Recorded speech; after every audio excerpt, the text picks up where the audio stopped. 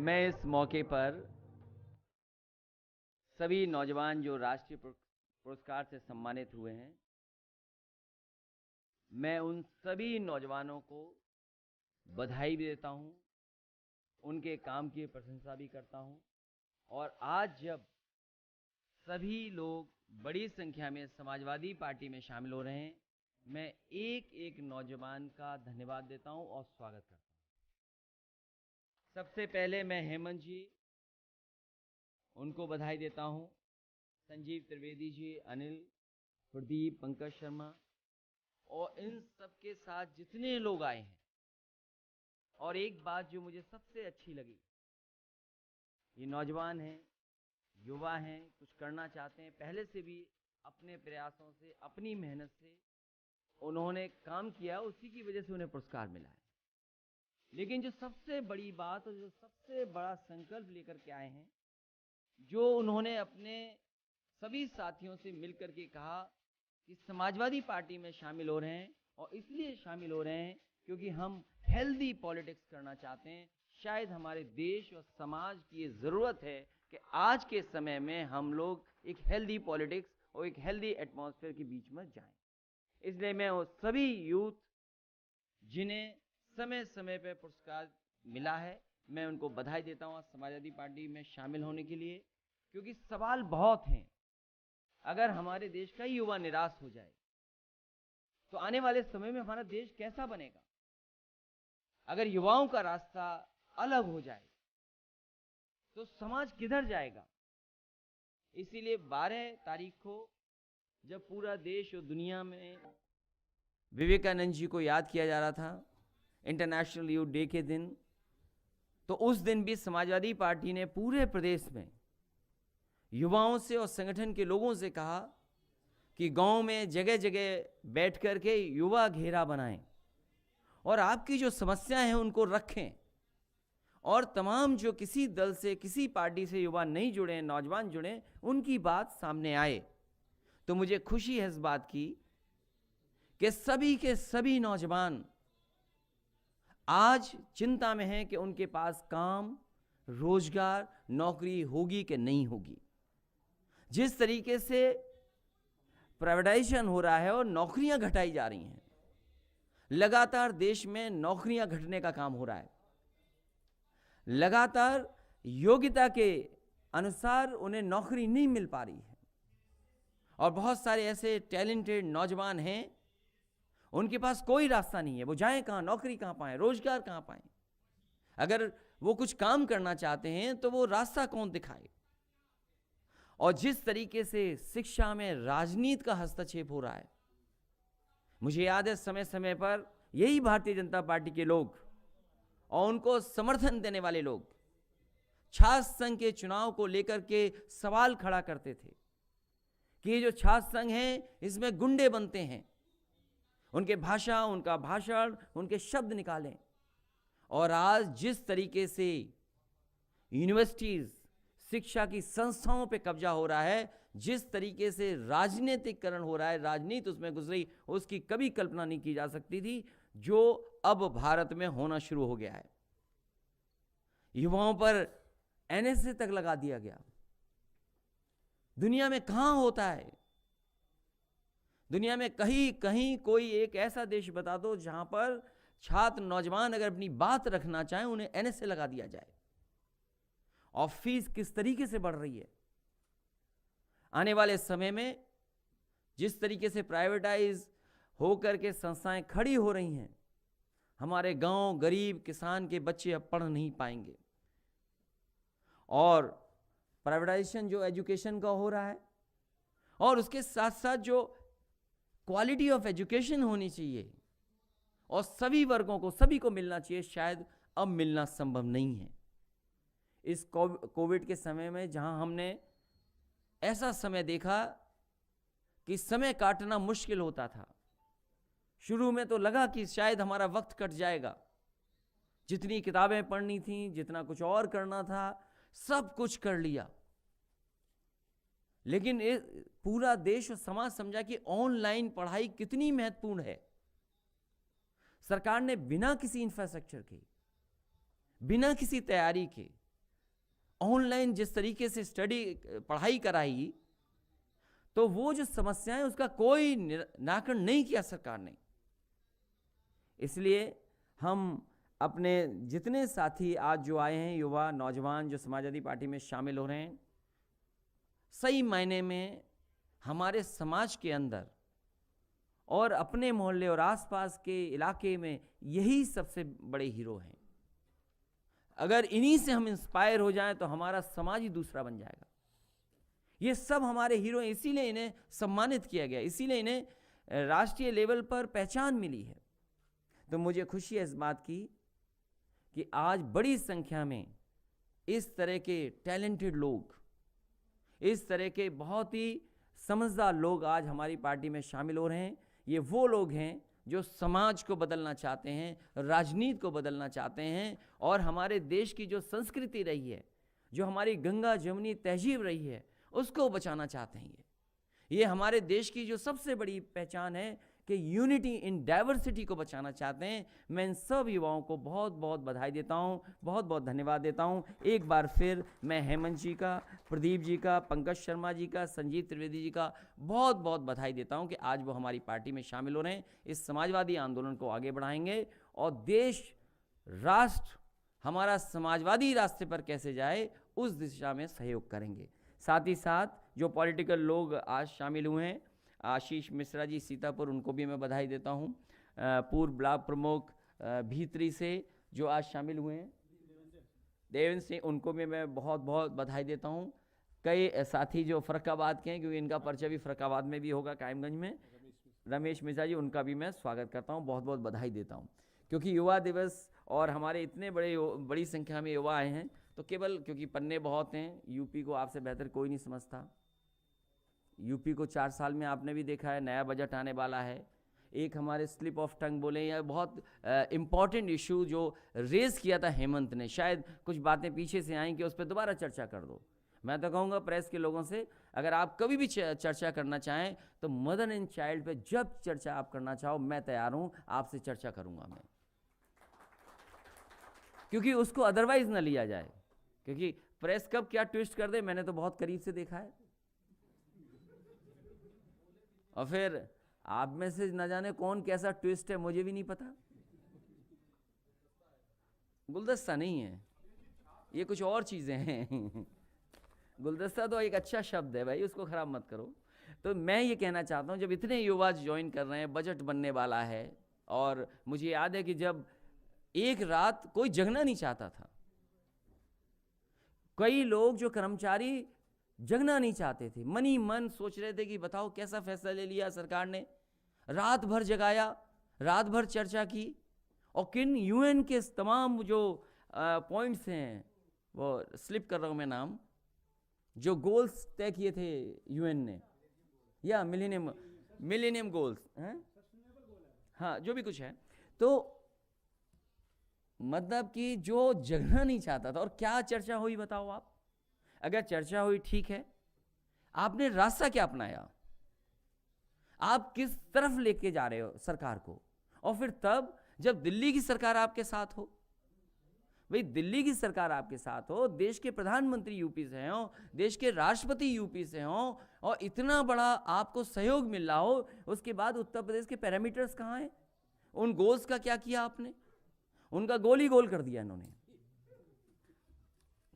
गोल को गोल कर दिया। खराब शिक्षा के मामले में UP number 1, school education quality index में नंबर 1, जो हेल्थ इंफ्रास्ट्रक्चर है, बीमार स्वास्थ्य सेवाओं में नंबर 1, हेल्थ इंडेक्स में बता ही चुका हूं, मिड डे मील में नंबर लास्ट, महिला अपराध में नंबर 1, नाबालिगों से रेप के मामले में नंबर 1, रेप पीड़ित बेटियों के न्याय ना देने में नंबर 1, बाल अपराध के मामले में नंबर 1, हंगर इंडेक्स में नंबर 1, संसद में पेश गृह मंत्रालय की रिपोर्ट के मुताबिक सांप्रदायिक हिंसा में नंबर 1। तो अगर ये अपनी ही रिपोर्ट नहीं मानेंगे, अपनी ही सरकार की रिपोर्ट नहीं मानेंगे, तो किसकी रिपोर्ट मानेंगे? जो फेक इनकाउंटर्स हैं, जिसमें नेशनल ह्यूमन राइट कमीशन ने नोटिस दी हैं, उसमें नंबर 1 यूपी है। शर्म से झुक जाना चाहिए सर इनका। फेक इनकाउंटर में नंबर 1, नोटिस में नंबर 1, और तो और कोर्ट की फटकार में भी नंबर 1। और हम पॉलिटिकल लोग जरूर एक दूसरे पे आरोप लगाते थे, समय समय पर घटनाओं को देख करके या बोला करते हैं, सदन में बोलते हैं, लेकिन कभी कोर्ट ने नहीं कहा होगा कि यूपी में जंगल राज चल रहा है। क्या सवाल नहीं उठाया कोर्ट ने? देश के इतिहास में यूपी ऐसा पहला राज्य बन करके आया है जिसमें मुख्यमंत्री और उप मुख्यमंत्री पर हत्या और दंगा भड़काने वाले जैसे गंभीर आरोप थे। ये दूसरों को आईना दिखा रहे हैं, लेकिन सोचिए कैसी धाराएं थी इनके ऊपर, और अपनी ही धाराएं वापस ली इन्होंने, अपने मुकदमे वापस ले लिए। आवारा जानवरों के हमले से हो रही मौतों में नंबर 1 यूपी, नंबर 1। बेरोजगारी में नंबर 1।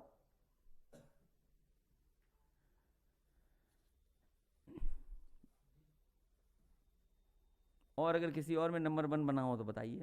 दूसरों का काम अपना बनाने में नंबर 1, रंग बदलने में नंबर 1, नाम बदलने में नंबर 1, और गन्ने के बकाया में नंबर 1। ये जो मुख्यमंत्री जी कहते हैं कि हमने 1 लाख न जाने कितने हजार करोड़ रुपया भुगतान किया है किसानों का, हर जगह जाते हैं। कभी कभी ये कहते हैं कि 2012 से लेकर के 2017 तक चीनी मिल बिकती थी। मैं आज जानना चाहता हूं कि 2012 से लेकर के 2017 में समाजवादी सरकार ने और हमने कौन सी चीनी मिल बेची थी, और अभी भी किसानों का बकाया है, गन्ने की कीमत नहीं बढ़ रही है, उसमें भी भारतीय जनता पार्टी नंबर 1। सिंचाई फंड में और सब बर्बाद करने में नंबर 1। नकली शराब से हो रही मौतों में देश में नंबर 1। और राजनीतिक द्वेष की भावना से केस बनाने में, लगाने में, घर गिराने में, बुलडोजर चलाने में नंबर 1। और नक्शा पास हो ना हो, सरकार ने तय कर लिया तो आपका घर टूट जाएगा। सरकार, और सरकार नहीं, भारतीय जनता पार्टी। और सबसे बड़ी बात, इन सब चीजों को मिलाने के बाद भारतीय जनता पार्टी झूठ बोलने में नंबर 1। आप सबका बहुत बहुत धन्यवाद, प्रेस के साथियों को इतने कम समय पे आने के लिए।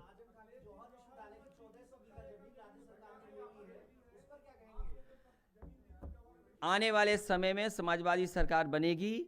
मौलाना जौहर साहब के नाम पर जो यूनिवर्सिटी आदरणीय आजम खान साहब ने बनाई थी, उससे भी ज़्यादा सुंदर, अच्छी यूनिवर्सिटी बनाने का काम समाजवादी लोग करेंगे। और इस तरह की गलत भावना से काम सरकार को नहीं करना चाहिए। हम सब जानते हैं कि सरकार इसलिए काम कर रही है कि उन्हें अपना काम न बताना पड़े। पूरी राजनीति को उलझाना चाहती है सरकार। इनसे अच्छा झूठ बोलने वाला कोई नहीं, और इनसे अच्छा झूठ का प्रचार करने वाला कोई नहीं।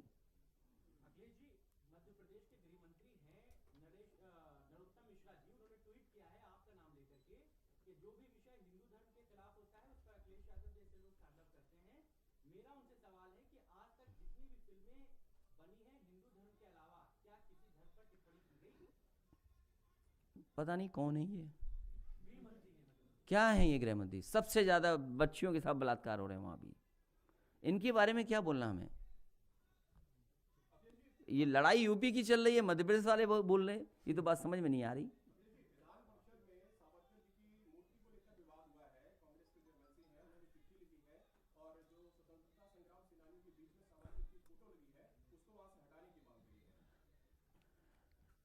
हालांकि ये युवाओं, नौजवानों में देश की आज़ादी के लिए किस किस ने कितना योगदान किया, इस पर बहस ज़रूर होनी चाहिए। और हमें उन सब का सम्मान करना चाहिए जिन्होंने देश की आज़ादी में लड़ाई में आज़ादी दिलाने में काम किया।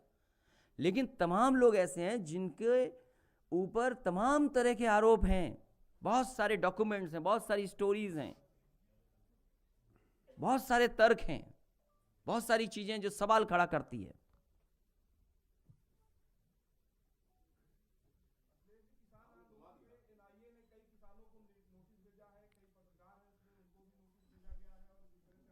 पत्रकारों को मिला तो अच्छी बात है, लेकिन सबको नहीं मिलना चाहिए। लेकिन ये तो एनआईए की नोटिस है, ये तो सरकार के अधिकारी कर्मचारी हैं, कोई पुराना कहीं से निकाल करके दे देंगे। उससे गंभीर बातें आ रही हैं, उससे ज़्यादा खतरनाक देश की सुरक्षा के सवाल आ रहे हैं। भाई चीन का सवाल आ रहा है, कोई जब मैंने कहा कि गाड़ी पलटने का गूगल मैप से आप पता कर सकते हैं, आज सोशल मीडिया पे, अखबारों में और जगह पर 2 गूगल मैप का कंपैरिजन चल रहा है। चीन की सीमा पर किस तरीके से कुछ महीनों में कितना कंस्ट्रक्शन हो गया, क्योंकि ये टेक्नोलॉजी है और टेक्नोलॉजी से दिखाई दे रहा है। ये जो एनआईए वाले हैं, ये मामले इसलिए हैं कि वो आंदोलन कर रहे हैं किसान। याद रखिए भारतीय जनता पार्टी, उन्हें इतना अच्छा मौका मिला है कि 26 तारीख गणतंत्र दिवस पूरा देश मनाने जा रहा है। इस दिन अगर वो किसानों की बात मान लें, इससे अच्छा काम सरकार के लिए कोई नहीं हो सकता कि 26 जनवरी के दिन उन किसानों की बात मान ली गई। इससे बड़ा प्रेम देश के लिए, इससे बड़ा सम्मान संविधान के लिए कोई नहीं हो सकता है। ये भारतीय जनता पार्टी को मौका मिला है कि एक बार फिर अपना राष्ट्र प्रेम, राष्ट्र सम्मान और किसान को जो तमाम वादे आप करते थे कि आय दोगुनी हो जाएगी, ये 26 जनवरी आपको मौका मिला है।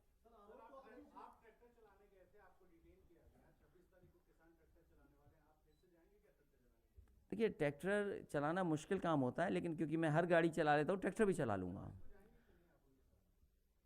समाजवादी पार्टी का पूरा समर्थन है उनके साथ, पूरा समर्थन है हर तरीके से उनके साथ।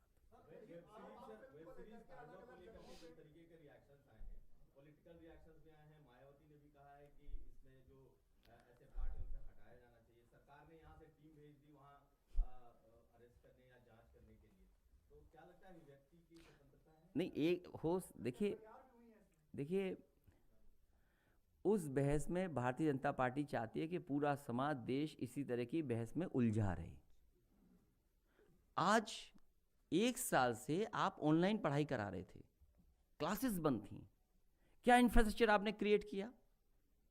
क्या इंफ्रास्ट्रक्चर क्रिएट किया आपने? वो भी तो ये बात है। और फिर जहां तक सवाल उन प्लेटफॉर्म्स का है जो समय के साथ आए हैं, मुझे लगता है कानून बाद में आया, वो प्लेटफॉर्म पहले से आ गए। उनमें बहुत सी चीजें उसमें पहले आ गईं। और लॉकडाउन के दौरान जिन लोगों ने उस प्लेटफॉर्म को इस्तेमाल किया, मौका मिला, देखा, उसकी पॉपुलैरिटी बढ़ी है। लॉकडाउन के तहत बिजनेस बढ़ा है। हम तो ये कहना चाहते हैं कि भाई आप तो स्वदेशी आंदोलन की बात करते थे, सवाल बड़ा है। अगर आप उठा सके तो उठाइए, अगर आप उठा सके तो उठाएं। ये सवाल बड़ा है कि आपने स्वदेशी का नारा दिया और सब विदेशी प्लेटफॉर्म्स को अरबों खरबों रुपए आपने लूटने दे दिया। आप बताओ, आपके देश का प्लेटफॉर्म कब होगा ऐसा जो अमेज़न को टक्कर दे दे? कब आप आत्मनिर्भर होंगे कि आप इतने बड़े प्लेटफॉर्म पे आपका कुछ टक्कर दे सके? तांडव क्या है? एक छोटी सी सीरीज है, उस पे पूरी सरकार तांडव मचा रही है। सुनने में तो ये आ रहा है कि यहां की पुलिस वहां जा रही है, वहां की पुलिस जो ढूंढ रही वो यूपी में है।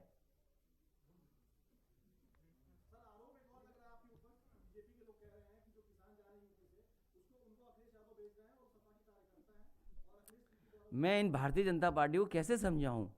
इनके खेती नहीं है, ये खेती नहीं जानते। इन भारतीय जनता पार्टी के लोगों को समझाना मुश्किल है, क्योंकि वे खेती से संबंध नहीं है उनका। खेती के बाद जो मुनाफा है उससे संबंध रखना चाहते हैं। ये बाजार से संबंध रखते हैं, बाजार को कंट्रोल करना चाहते हैं। ये भारतीय जनता पार्टी की साजिश और रणनीति है। समाजवादी पार्टी के सभी लोग किसान हैं और किसान के होने के नाते वो उस आंदोलन में समर्थन कर रहे हैं। हम सब पे खेत हैं, हमने सबने देखा हमारा धान लूट लिया गया। अभी खेतों में सरसों खड़ी है। बताइए आप एमएसपी क्या है आपकी? आप तो वो हमें एडिबल ऑयल खिलाना चाहते हैं जिससे स्वास्थ्य की कोई गारंटी नहीं है कि बेहतर होगी। क्या आप एडिबल ऑयल की मार्केट को कंट्रोल नहीं कराना चाहते 2 या 3 लोगों के अंदर? आप अपने मस्टर्ड ऑयल का कहां फेंक दिया आपने? तो किसके पास है एडिबल ऑयल का कंट्रोल? आप सोचो जरा, बाजार देखिए।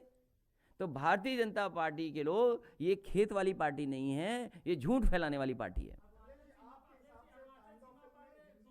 अरे हमने देखी नहीं तांडव, तुमने देखी हो तो दे दो, हमें भी दिखा दो। नहीं, अमेजोन पे दिखा दो ना, क्या हमने तो देखा ही नहीं ना, अमेजोन है हमारे पास। अरे भाई अमेजोन नहीं है तो हिंदू संगठन सब अमेजोन देख रहे हैं, बड़े अच्छे लोग हैं वो तो, और अमेजोन में क्या क्या देख रहे हैं ये भी बता दें। ये क्या बात हुई है? अब वो बसा लिया तो अब क्या करें, वहां हम क्या कर सकते हैं उसके लिए? अरे भाई हम कोई सरकार में हैं, हम बोल रहे हैं आप उठाते नहीं। आपका चैनल क्या है? कुछ भी नहीं है। आप जिन्हें उठाना चाहिए वो व्हाट्सएप पे क्या कर रहे हैं? क्या था उनके पास? उनको सब खबर थी पहले से। इससे ज्यादा राष्ट्र के साथ और राष्ट्र के अपमान की बात कोई नहीं हो सकती है जो भारतीय जनता पार्टी के लोगों ने की है। और मैं आपको ये बता दूं, क्योंकि हमारे साथ के लोग फौज में हैं, हमारे सीनियर जूनियर आर्मी में जगह जगह बैठे हैं। आप जाकर के पता कर लीजिए, आप गूगल करिए जॉर्जियंस कौन कौन कहां बैठा है, जॉर्जियंस कौन कौन कहां बैठे हैं। मिलिट्री स्कूल के पास आउट लोग जिनके पास सबसे बड़ी जिम्मेदारी है वो भी जॉर्जियन है।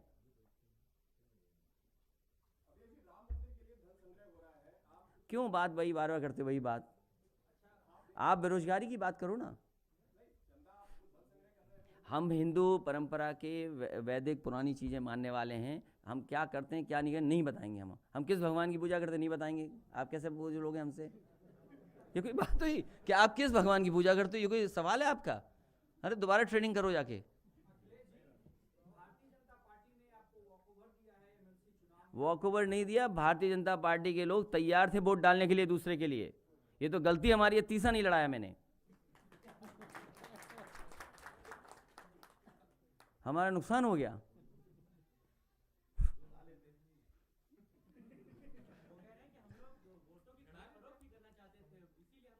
तो आपने सच बोल दिया, आपसे सच बोला उन्होंने, इसका मतलब कितना सच बोला। कितने ईमानदार लोग हैं देखिए, कहते कि हम वोट खरीद फरोख्त नहीं करना है। तो राज्यसभा कैसे जीता था आपने? कितना पैसा कितना लोभ दिया था आपने लोगों को? घरों में जाकर के 12 बजे 1 बजे बैठे थे जाकर के।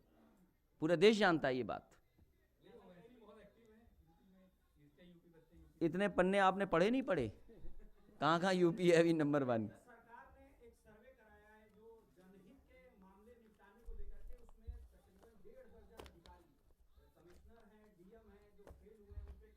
इन पे कुछ नहीं होगा, आप क्यों फिक्र करते? किसी अधिकारी का कुछ नहीं होगा, कुछ नहीं होगा। चलिए बहुत धन्यवाद आपका, बहुत धन्यवाद आपका।